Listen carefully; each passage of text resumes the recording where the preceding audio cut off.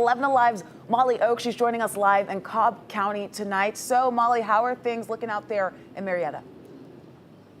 You know, I was thinking voters would be excited to see a lack of lines because that's what we were seeing at a couple of the spots we visited. But the voters that we spoke to actually were expecting to see a lot more people packing the polls today. We spoke with a political analyst who says there may be a couple of reasons why you may not see as high of turnout as you expected today.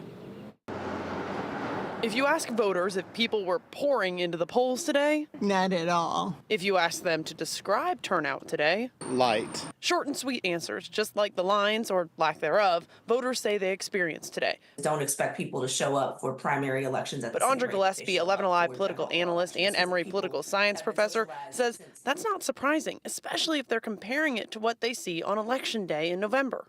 It's not even a comparison. The types of people who show up in primaries are usually your most knowledgeable and your most politically interested voters. So that's going to be a much smaller, much more ideologically extreme subset of the population than will turn out to vote on Election Day. Plus, she says Georgia has early voting, which could mean some people didn't have to show up in person. And part of that is to help ease congestion on Election Day. So to that respect, this might be working. She also added some people may be confused, thinking they already voted in the primary since the state had a presidential primary recently.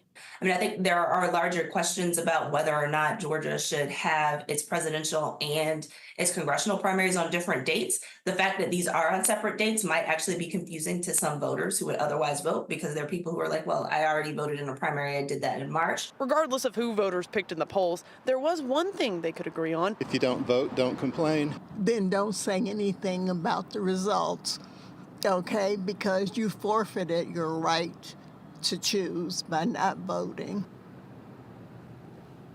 Okay, so Cobb County, where you are right now, Molly, they are dealing with some changes and even some confusion with these new congressional districts. Doug Richards did a story about it earlier this week.